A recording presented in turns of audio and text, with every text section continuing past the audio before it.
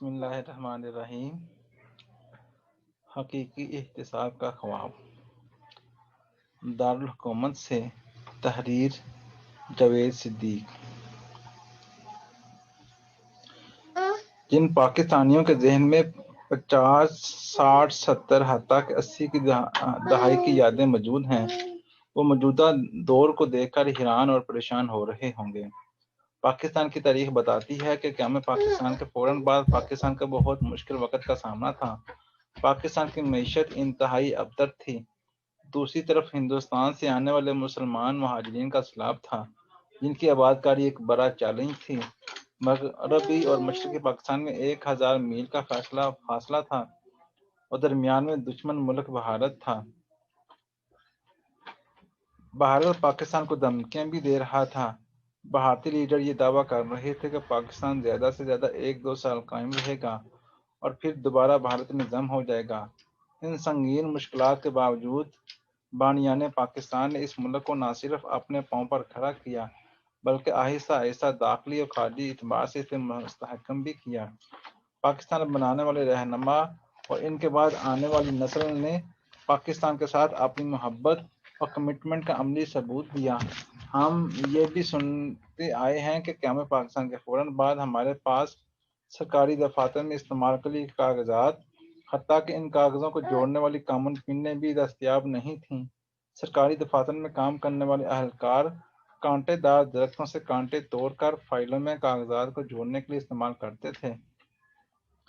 پاکستان کے پہلے وزیر اعظم لیاقت علی خان، جو پوری ایک ریاست کو ہندوستان میں چھوڑ کر آئے تھے، وہ ایک سادہ اور درویش صفت وزیر اعظم بن کر سامنے آئے۔ جب انہیں راولپنڈی کے لیاقت باغ میں شہید کیا گیا اور ان کی لاش کو پوسٹ مارٹم کے لیے راولپنڈی ڈسٹرکٹ ہسپتال میں لے جایا گیا تو پتہ چلا کہ ان کی شیروانی کے نیچے قمیض پھٹی ہوئی تھی اور ان کی جرابوں میں بھی سوراخ تھے۔ یہ بھی پتہ چلا کہ ان کے بینک میں اس وقت 54 روپے موجود تھے۔ ایک ریاست کا مالک جو نواب زادہ تھا، اس نے پاکستان کے لیے اپنا سب کچھ قربان کر دیا۔ انہوں نے نئی دلی میں اپنی شاندار کوٹھی، جس کی اب اربوں روپے کی مالیت ہوگی، پاکستان کو اپنا سفارت خانہ بنانے کے لیے پیش کر دی۔ لیاقت علی خان کے بعد بھی جو حکمران 50 کی دہائی میں اقتدار میں آئے، وہ مالی لحاظ سے بدعنوان نہیں تھے۔ قومی خزانہ کو وہ ایک امانت سمجھتے تھے۔ خواجہ نظام الدین، ملک غلام محمد، چودھری محمد علی بوگرا، حسین شہید سہروردی اور فیروز خان نون، ان سب کے بارے میں کہا جا سکتا ہے کہ وہ بدعنوان نہیں تھے۔ انہوں نے قومی خزانے پر ہاتھ صاف نہیں کیے، جائیدادیں نہیں بنائیں اور پاکستان سے ناجائز طور پر پیسہ بنا کر بیرون ملک نہیں بھیجا۔ انہوں نے پاکستان سے وفاداری اور محبت کا ثبوت دیا۔ وہ ملکی خزانے کو ایک امانت سمجھتے تھے۔ ان کا کوئی مالیاتی سکینڈل سامنے نہیں آیا، اور جو تاریخ ہمارے سامنے ہے، اس سے ظاہر ہوتا ہے کہ وہ سچے اور کھرے لیڈر تھے۔ 60 کی دہائی میں جب ایوب خان نے ملک میں صدارتی نظام نافذ کیا اور بنیادی جمہوریت کا نظام متعارف کروایا، تو اس دور میں سیاسی انجینئرنگ کا آغاز ہوا۔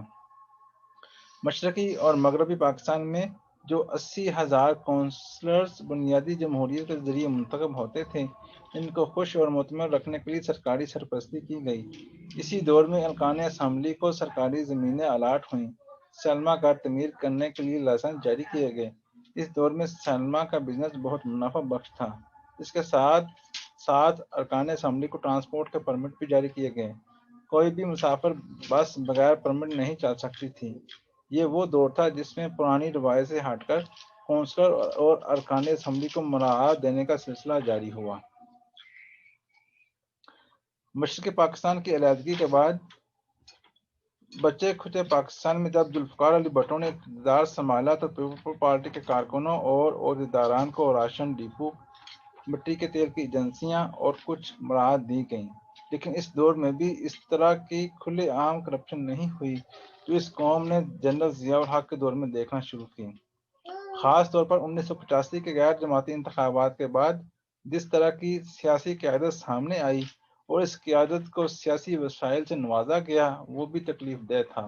اس دور میں صرف محمد خان جنیدو دیانتداری کی ایک مثال تھے، جنہوں نے بطور وزیر اعظم قومی خزانے کو نقصان نہیں پہنچنے دیا اور اپنے 3 وزراء کو بدعنوانی کا الزام لگنے پر کابینہ سے فارغ کر دیا۔ 1988 میں بینظیر بھٹو وزیر اعظم بنی تو ان کے دور میں ارکان اسمبلی اور کارکنوں کو کسی حد تک نوازنے کا آغاز ہوا۔ پھر نواز شریف وزیر اعظم بنے اور انہوں نے بھی دل کھول کر اپنے سیاسی ساتھیوں کو نوازا۔ ان کے دور میں ارکان اسمبلی کی سفارش پر نیب، تحصیلدار اور پولیس میں سب انسپکٹر اور انسپکٹر کی ہزاروں تقرریاں کی گئیں۔ ان کے دوسرے دور میں بھی یہی چلن رہا۔ جنرل مشرف نے جب 12 اکتوبر 1999 کو جب اقتدار سنبھالا تو توقع تھی کہ سرکاری خزانے پر ہاتھ صاف کرنے اور حکومت میں شامل لوگوں کو مراعات دینے کے اس عمل سے جان چھڑائیں گے۔ انہوں نے نیب بھی بنایا جس کا مقصد بدعنوان عناصر کو کرارے میں لانا تھا، لیکن اس نیب کے دائرہ اختیار سے ججوں، جرنیلوں اور صحافیوں کو باہر نکال دیا۔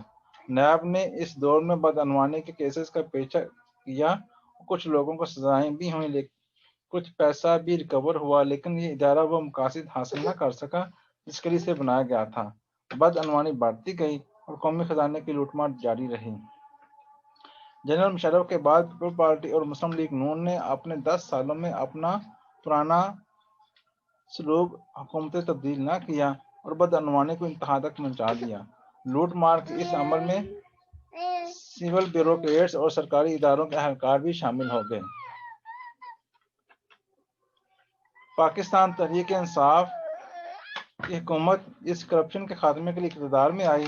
موجودہ نیب نے بڑی تعداد میں بدعنوانی کے ریفرنسز بھی قائم کیے اور سابق حکومتوں کے بڑے بڑے لوگوں پر ہاتھ ڈالا، لیکن بدعنوانی کا خاتمہ نہ ہو سکا۔ جن لوگوں پر قومی خزانے کو نقصان پہنچانے کا الزام ہے اور جن کے خلاف مقدمات چل رہے ہیں وہ اس عمل کو انتقامی کارروائی قرار دے رہے ہیں اور انہیں ابھی تک کی سزا نہیں مل سکی جو اس کا تقاضا تھا۔ ان تمام لوگوں نے احتسابی عمل کو متنازع بنا دیا ہے اور بڑی حد تک عام لوگ یہ سمجھتے ہیں کہ احتساب محض مخالفوں کا ہو رہا ہے۔